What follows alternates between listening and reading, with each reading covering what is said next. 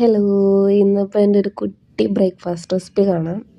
ഇതിന് മെയിനായിട്ട് ബട്ടറും ബ്രെഡുമാണ് വേണ്ടത്.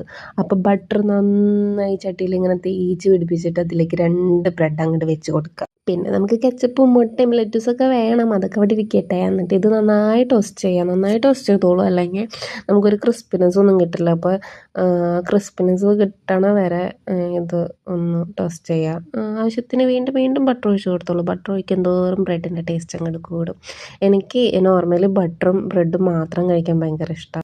ബ്രെഡ് ബട്ടറിൽ നന്നായി മുരിച്ച് കഴിയുമ്പോൾ അതിനൊരു ക്രിസ്പിനെസ് ഒക്കെ കിട്ടും. നമ്മളതിങ്ങനെ കഴിക്കുമ്പോൾ തന്നെ അങ്ങനെ റിസ്ക് കഴിക്കുന്ന ഒരു ഫീലൊക്കെ ആയിരിക്കും. ഇത് വേഗമാവാനുള്ള ഒരു ആക്രാന്തത്തിൽ ഞാൻ കൈ കൊണ്ടുവന്ന് ചട്ടിയുമ്പോൾ കൊണ്ടുവന്ന് വെച്ചിട്ടുണ്ടായിരുന്നു. അപ്പോൾ എൻ്റെ കൈയൊക്കെ ഒന്ന് ചെറുതായിട്ട് പൊള്ളി. അപ്പോൾ നിങ്ങൾ കയ്യിലൊക്കെ വെച്ചത് നോക്കി നന്നായി റോസ്റ്റ് ചെയ്തെടുക്കുക. ഇതുപോലെ കേട്ടോ ഞാൻ പറഞ്ഞു, ഇതുപോലെ നന്നായി ബ്രൗൺ കളറാവണം. ഇതിലും നന്നായി ചെയ്ത് കഴിഞ്ഞിട്ടുണ്ടെങ്കിൽ ഇത്തിരി കൂടി ക്രിസ്പിനെസ് കിട്ടും. പക്ഷെ എനിക്ക് അതിനുള്ള ക്ഷമ ഉണ്ടായിരുന്നില്ല. പിന്നെ ഞാൻ കുറച്ച് ലെറ്റ്യൂസ് എടുത്തിട്ടുണ്ടായിരുന്നു. പിന്നെ അതിലേക്ക് കുറച്ചും കൂടി ബട്ടർ ഒഴിച്ചിട്ട് ഒരു മുട്ട പൊട്ടിച്ചിടാം. എന്നിട്ട് ഇതിന് വേറെ മുളക് പൊടിയൊന്നും ആവശ്യമില്ല, കുറച്ച് കുരുമുളക് പൊടിയും ഉപ്പൊക്കെ മതി. എനിക്ക് കുരുമുളക് ഇത്തിരി ഇഷ്ടം കൂടുതലുള്ളതുകൊണ്ട് ഞാൻ കുറച്ച് കൂടുതൽ കുരുമുളക് പൊടി ഇട്ട് കൊടുക്കുന്നുണ്ട്. അത്രയ്ക്കൊന്നും വേണമെന്നൊന്നുമില്ല, നിങ്ങളുടെ ഇഷ്ടത്തിനൊക്കെ ചെയ്താൽ മതി.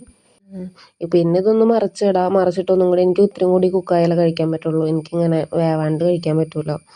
സത്യത്തിൽ ഇത്രയേ ഉള്ളൂ നമ്മുടെ പരിപാടി. പിന്നെ കുറച്ച് കെച്ചപ്പ് നിങ്ങൾക്ക് ആവശ്യമുണ്ടെങ്കിൽ മാത്രം കെച്ചപ്പ് അതിലേക്ക് ഒഴിച്ചിട്ട് പിന്നെ കുറച്ച് ലെറ്റൂസ് വയ്ക്കുക.